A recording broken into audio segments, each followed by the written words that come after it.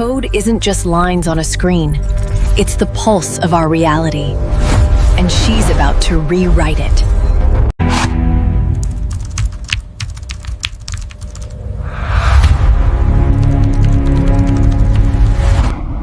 Halo semuanya, Dava di sini. Aku seorang web coder atau agentic developer dan juga seorang UI UX designer. So, di video kali ini, hari ini kita akan bahas tentang vibe coding ataupun sebuah metode ngoding secara modern, di mana buat teman-teman yang tertarik untuk bisa membuat sebuah aplikasi ataupun sebuah tools yang harapannya nantinya teman-teman bisa monetize untuk menghasilkan income atau uang dari karya teman-teman sekalian, kayak gitu.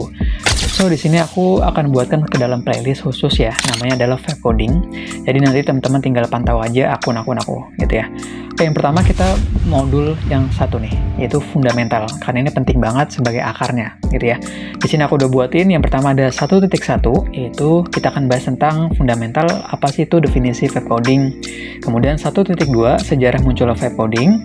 Kemudian selanjutnya 1.3, siapa sih tokoh pelopor vibe coding?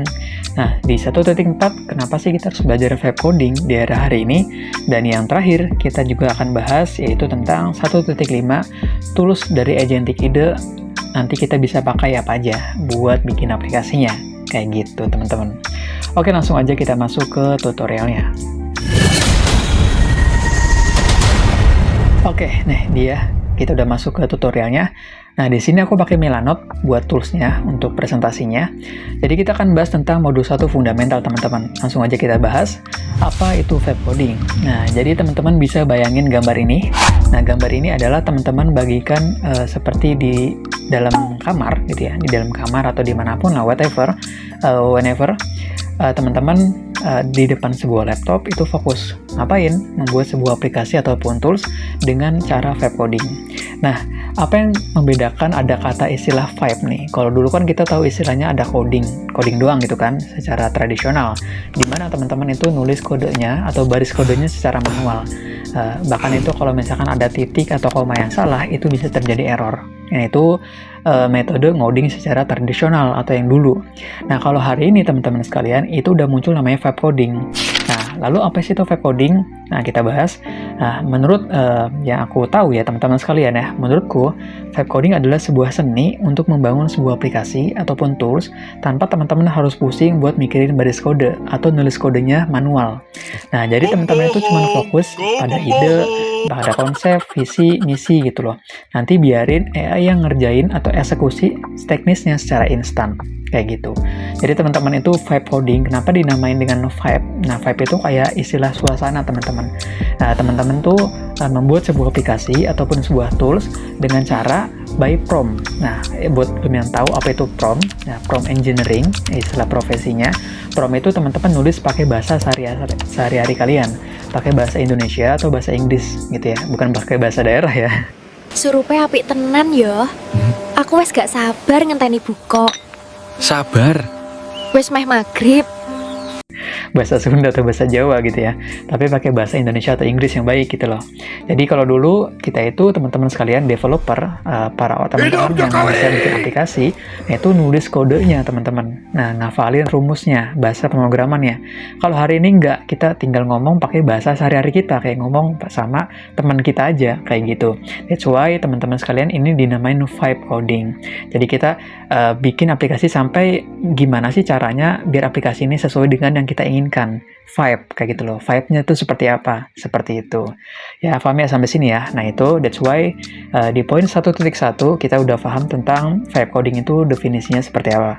Kemudian kita masuk ke bagian yang kedua yang gak kalah menarik, yaitu adalah 1.2, sejarah munculnya vibe coding. Nah, ini aku akan bahas sedikit ya tentang evolusinya nih dari peradabannya seperti apa. Yang pertama teman-teman sekalian, kalau dulu, nah teman-teman itu harus ngafalin sintaks era. Nah, sintaks itu buat yang nggak ngerti, singkatnya adalah rumus gitu ya. Jadi kalau namanya di dunia perkodingan atau pemrograman, kalau teman-teman mau bisa bikin aplikasi harus hafal rumus bahasa pemrogramannya masing-masing gitu loh. Gitu. Jadi harus hafalin nih cara penulisan kodenya, cara nulis titik komanya dan lain sebagainya. Dan itu ruwet banget. Nah, itu kenapa that's why para mahasiswa mungkin dulu ya pengen belajar masuk ke IT buat bisa bikin aplikasi, dulu belajar sintaks teman-teman kayak gitu. Nah, kemudian tuh dulu ya, nah secara tradisional. Kemudian hari ini ada namanya Prison gitu ya. Prison itu ya hari ini gitu ya. Nah, itu ada namanya Agile atau Framework Era. Framework itu kayak kita harus milih profesinya teman-teman.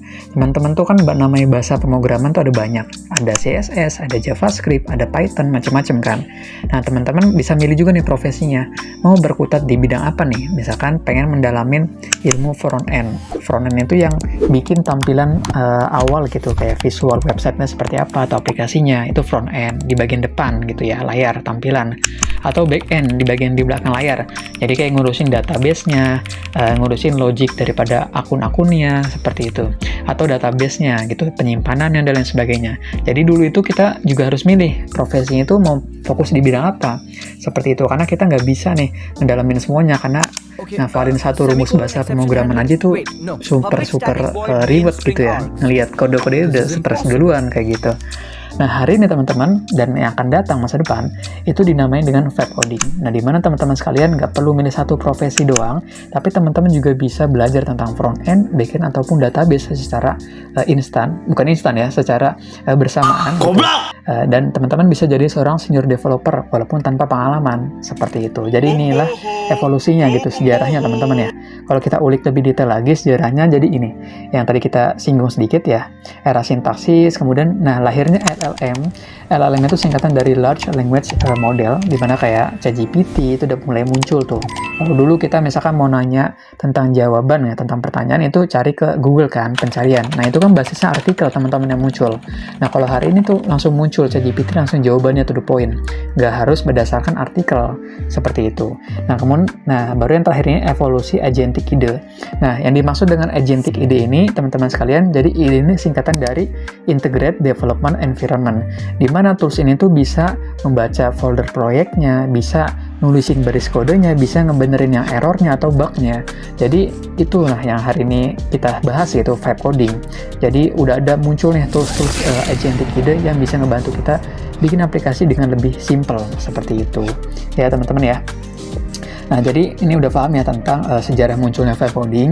Nah, kemudian kita akan bahas lagi, kita masuk ke next chapter selanjutnya atau modul selanjutnya, yaitu 1.3 tokoh pelopor vibe coding. Nah, ini dia orangnya teman-teman sekalian, namanya adalah Andrej Karpathy.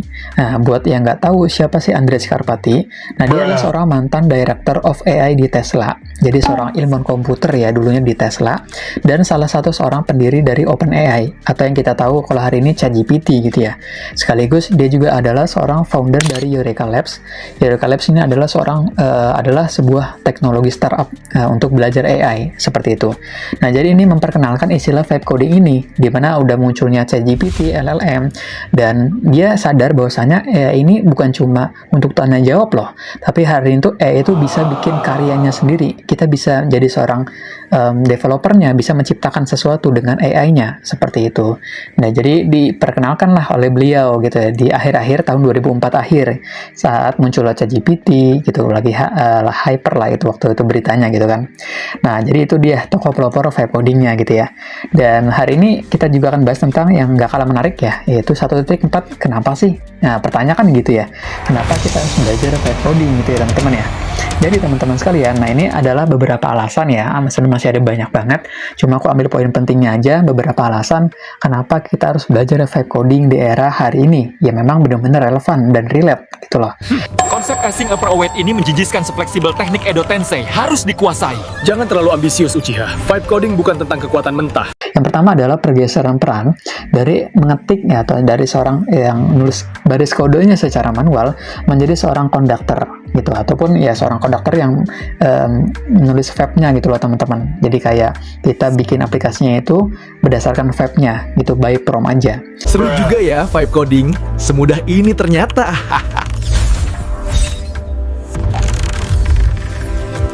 Kayak gitu. Jadi hari ini tuh kita di era AI yang sekarang kita tahu ya, kita sehari-hari pakai AI dan ngeliat juga konten-konten dari AI. Nah, kita hanya nulisnya pakai prompting aja. Makanya that's why ada istilah profesi prompt engineering, di mana kita nulisnya pakai bahasa gimana sih cara komunikasi dengan AI itu yang baik itu seperti apa, kayak gitu loh teman-teman. Nah, kemudian yang kedua adalah kecepatan eksekusi yang nggak adil atau kita sebut unfair advantage. Nah, ini juga seorang vibe coder itu mampu membangun MVP atau minimum viable product dalam hitungan jam. Nah, buat yang belum tahu MVP itu apa, MVP itu kayak kita cara untuk memvalidasi sebuah produk atau sebuah ya teknologi gitu loh teman-teman. Contoh, kita mau bikin aplikasi seperti Gojek gitu ya. Nah, kita harus cari tahu dulu dong aplikasi kita ini kira-kira dibutuhin nggak sama market, sama orang lain. Kalau biasanya nggak dibutuhin, itu orang nggak bakal mau pakai aplikasi atau produk kita. Nah, itu yang disebut dengan MVP gitu loh. Maka hari ini teman-teman sekalian, kalau kita mau cari validasi untuk bikin MVP gitu ya, produk kita itu dulu waktu berminggu-minggu atau berjam-jam. Kalau hari ini tuh udah lebih cepat, bisa cuman dalam hitungan bulan.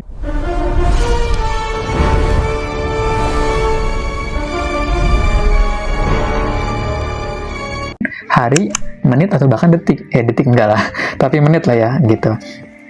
Kemudian ketiga adalah fokus pada solusi, bukan bug atau error.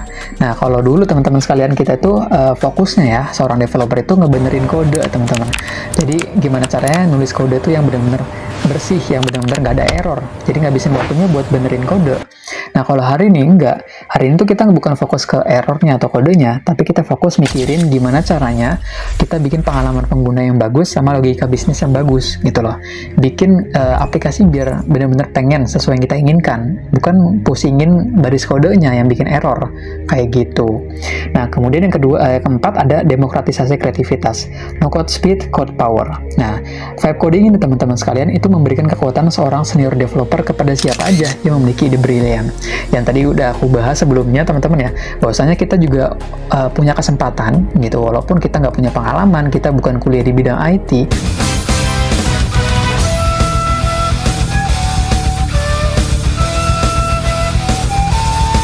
Kita bukan ambil jurusan IT, tapi kita punya kesempatan untuk bisa bersaing dengan seorang senior developer yang udah mahir gitu loh.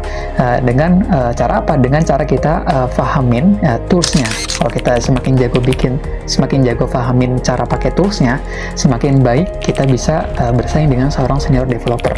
Kayak gitu loh teman-teman. Lalu sebelum terakhir ada adaptasi terhadap agentic workflow.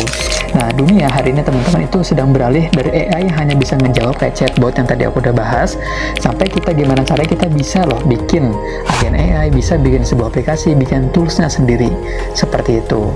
Dan terakhir, efisiensi biaya dan SDM. Nah, satu orang web coder ya teman-teman, atau agentic developer itu bisa nanganin seluruh alur full stack yang tadi kita udah bahas. Ada front end, back end, database kayak gitu. Jadi kita tuh nggak harus milih mau kita fokus di front end aja atau back end aja atau database gitu loh, seperti itu. Nah, dan that's why dengan semuanya ini kenapa kita harus belajar web coding. Nah, itu kita harapannya adalah dari aplikasi ataupun tools yang kita buat, kita bisa monetize untuk menghasilkan income atau uang dari karya yang kita bikin, seperti itu teman-teman. Ya, paham ya sampai sini. That's why kenapa penting banget hari ini kita relate ya untuk belajar web coding, walaupun teman-teman nggak ngerti tentang atau nggak suka tentang kode-kode gitu ya. Saya juga nggak suka jujur, tapi begitu saya bisa menciptakan sebuah tools ataupun aplikasi yang bisa bermanfaat buat orang lain dan bisa monetize untuk make money, ngasilin uang, itu kayak rasanya teman-teman itu kayak pengen bikin lagi yang lain, bikin aplikasi yang lain, seperti itu ya. Nah, teman-teman juga bukan terfokus pada aplikasi yang kompleks ya, kayak Facebook itu kan kompleks banget. Bisa bikin ringan-ringan dulu kayak game atau musik atau apa, seperti itu. Ya, sampai sini paham ya. Nah, kemudian yang terakhir kita juga akan bahas, nah ini dia yang terakhir itu 1.5 tools agentic ide atau tools buat ngodingnya itu apa aja. Nah, di sini ada beberapa rekomendasi, tapi 3 teratas ini aku paling rekomendasikan. Kenapa? Karena 3 teratas ini adalah yang paling menurut aku worth it, karena fiturnya kompleks dan bisa bikin aplikasi dan tools yang kompleks teman-teman, jadi nggak terpaku seperti itu. Nah, yang pertama ada Windsurf dari Codeium, nah kemudian Anti-Gravity dari Google, Kemudian ada kursor. Nah, kursor ini fokus pada kecepatan. Kalau teman-teman suka dengan kecepatan yang bagus, ini kursor ini layak dicoba seperti itu. Lalu di bawahnya ada yang kecil-kecilnya, ada lovable, ada bold, rapid, try, sama final dari Versal. Nanti kalian bisa explore sendiri ya satu-satu di Google, cari sendiri toolsnya. Tapi beberapa yang aku rekomendasikan 3 nih. Yang pertama Windsurf, Anti-Gravity, Kursor, kayak gitu. Nah, ini udah kita bahas tentang toolsnya, rekomendasinya. Nanti kalian bisa explore sendiri. Di sini aku mau ngenalin toolsnya nih. Nah, di sini kalian bisa lihat ada Windsurf sama Anti-Gravity. Nah, ini contoh aplikasi yang aku buat Nusantara Go. Nah, itu aplikasi pertama. Nah, kita akan coba lihat tools dari Anti-Gravity seperti apa tampilannya. Jadi tampilannya seperti ini teman-teman, gitu ya. Tampilannya tuh. Di sini. Jadi di sini adalah buat folder-foldernya, jangan bingung ya. Nah, di sini buat foldernya, kita baca data foldernya. Di sini buat kode-kodenya, dan di sini kita nulis prompt-nya seperti itu. Kita mau bikin aplikasi seperti apa, kayak gitu. Jadi jangan pusingin kodenya ya teman-teman, jangan pusingin di tengah. Tapi kita fokusnya ke prompt sini di belah kanan seperti itu. Oke, nah ini kita akan lihat sedikit contoh aplikasi yang sudah aku buat gitu ya. Nah, namanya adalah Tisra. Nah, di sini sebagai Foodpreneur AI Advisor. Jadi ini adalah sebuah tools buat ngebantu gimana caranya para calon pengusaha, khususnya di bidang kuliner, itu bisa naikin salesnya atau naikin omset bisnisnya. Dan buat teman-teman yang berniat untuk menjadi seorang ya calon pengusaha kuliner, yang bingung kalau mau jadi pengusaha kuliner itu seperti apa, bikin brandingnya, bikin foto produknya, gitu, nulis captionnya, dan macam-macam strategi bisnisnya. Jadi teman-teman itu bisa pakai tools Tisra ini, nanti bisa dibantu teman-teman, gitu. Dan ini aku buatnya juga nggak lama ya, dalam kisaran mungkin 1 bulan aja. Seperti itu, pakai tadi Anti-Gravity. Nah, kalian bisa lihat nih, tuh. Jadi ini bagus ya. Nanti kita akan bahas lebih detail lagi. Nah, di sini juga kita coba klik eksplorasi. Di sini jadi kayak semacam Pinterest juga. Kalau teman-teman udah familiar sama Pinterest gitu ya. Kayak ada referensinya juga, ide-ide kuliner yang menarik itu apa gitu. Jadi teman-teman bisa jadi referensi ide bisnis nih gitu. Buat yang mau buka usaha atau mau ekspansi gitu ke usaha lain seperti itu.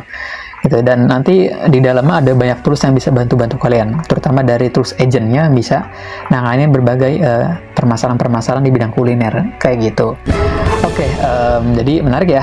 Itulah di modul 1.1 ya, di modul fundamental ini. Semoga harapannya adalah teman-teman bisa ngerti nih vibe coding itu seperti apa, dan buat teman-teman yang tertarik untuk bisa belajar bikin aplikasi ataupun sebuah tools, ya jangan lupa follow ya channel aku di YouTube, terutama bisa ini Dava Kadafi, atau ini youtube.com/@khdfi9, atau di TikTok aku juga bisa, yaitu di Instagram. Ya kalian bisa ikutin channel atau akun-akun aku gitu ya, buat teman-teman yang tertarik belajar untuk bisa bikin aplikasi ataupun tools. Nantinya kita kedepannya bakalan lebih kompleks lagi gitu untuk modul-modulnya, dan ini akan aku buat menjadi playlist. Jadi teman-teman pastiin buat subscribe dan juga jangan lupa follow. Oke, thank you so much for watching this video. Jangan lupa follow dan subscribe. See you. Thanks for watching everyone. I hope this inspired you to start building, keep coding, and I'll see you in the next one.